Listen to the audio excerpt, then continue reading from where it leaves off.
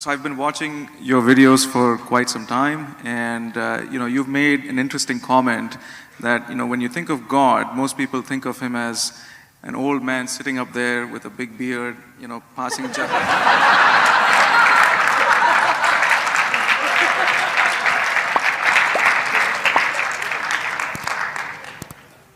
You talking about me?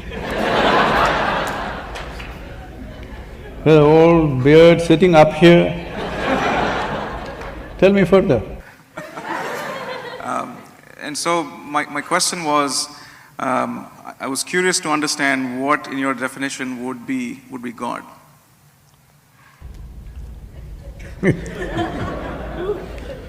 See, the reason why in every culture people have come up with their own concept of God. Every culture has a different concept of God, but everybody has come up with some concept of God. Because they have no explanation for creation, isn't it? Hello? You came out of your mother's womb and looked around, too much creation. You know you didn't do it. Then you looked up to your mother, maybe she did it. Well, she delivered you, but she did not deliver the planet, you know that. Then you looked at your father, no, not him. You looked at every other adult around you, nobody looked like competent enough to make all this happen, isn't it? Yes or no? There's not one person here who looks like he's competent to create this whole creation around us. So the simplistic conclusion is, there is a big man sitting up there. Oof, I fit the description, at least the Western description I fit, in the India I don't fit. But now there is an argument. There's a big argument in the United States churches, is God a man or a woman? The last election they tried to settle that issue. Didn't work that way. So, your ideas of God are essentially cultural in nature. You know Idi Amin? You heard of Idi Amin? You know, Uganda man?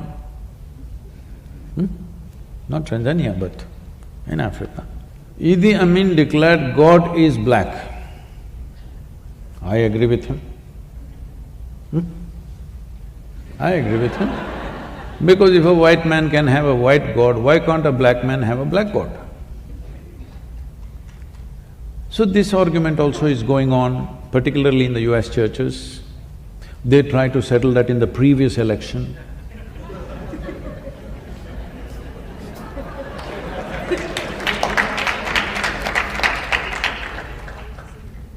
But in India, we know God is brown. Especially Indians who live outside of India are very proud of this, because, we know what God looks like because He Himself visited India 9 times. You don't know this? Hello? 9 times He Himself visited. To other places He sent His son, His messenger.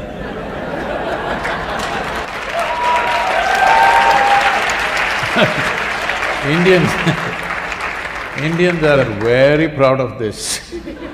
To other places only messengers and sons went, to India He Himself came. I keep reminding them, that is because God wouldn't trust anybody else with Indians. He wanted to do the job hands-on with Indians. So He Himself came not once, 9 times. And He failed.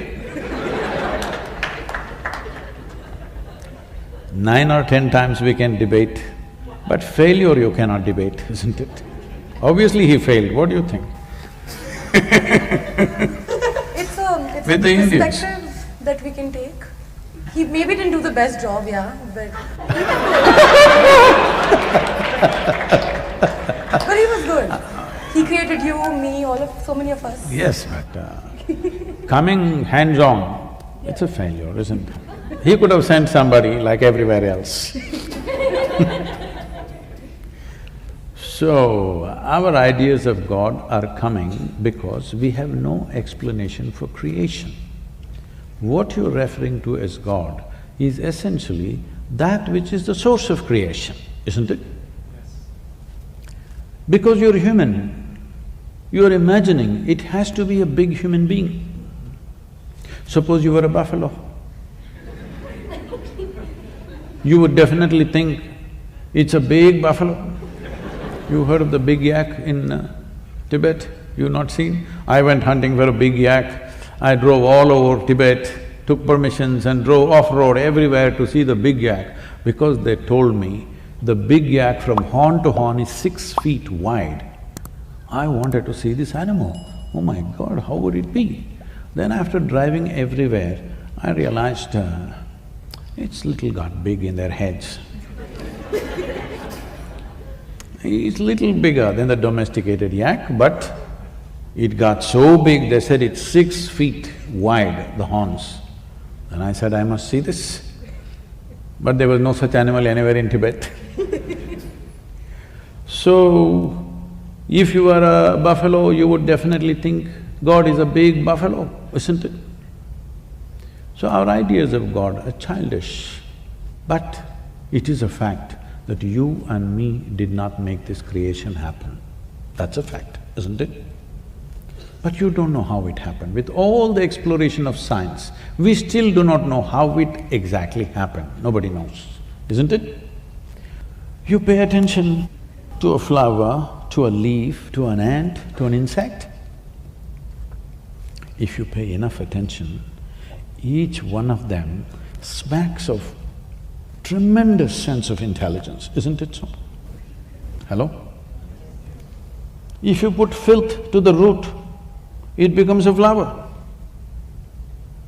Fantastic or no? Look at you.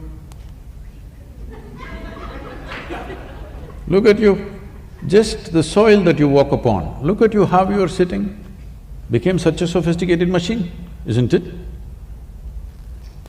So whatever is the source of creation, well, sappy people are saying God is love, desperate people are saying God is compassion, other people are saying now it's a in thing in North America, so God is empathy.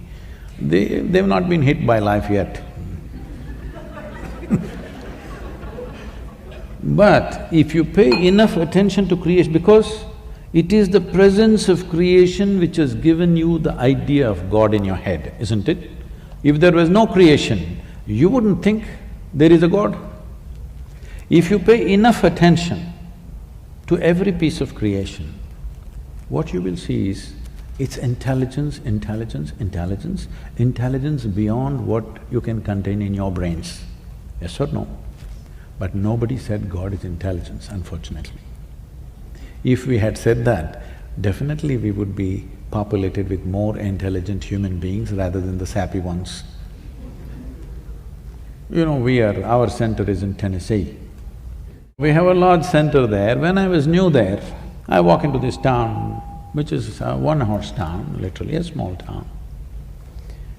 And I'm walking on the street and greeting people, smiling at them, thinking they'll be happy to see a new face. But it's a different kind of setup. I'm just at the right complexion. A shade darker than this cannot be there in that town. I'm just on the edge. So one big man, this wide, over 6 feet tall, comes and stands close to me. He looks down at me and says, "God loves us." Then I say, "The way you are, only God can love you."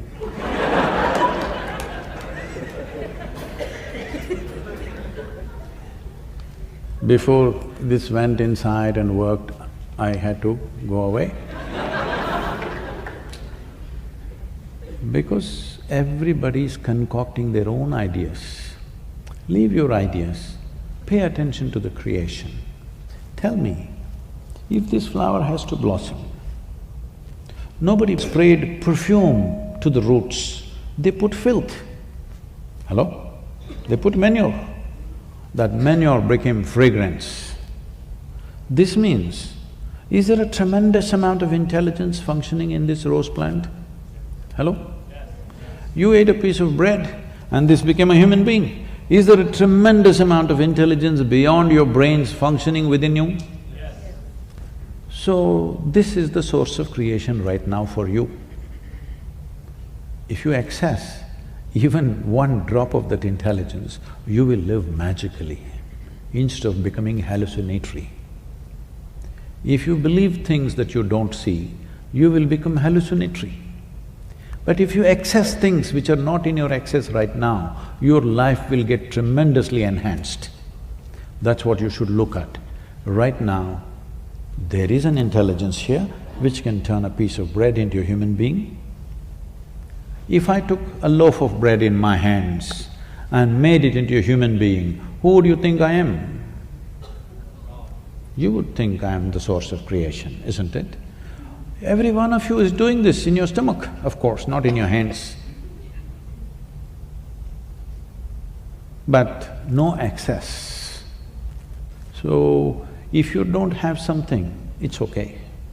But if you have it and you don't access it, this is a crime, isn't it?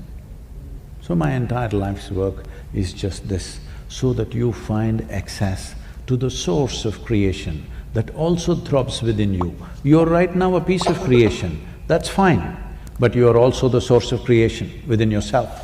If you find access to that intelligence, you live in a magical way.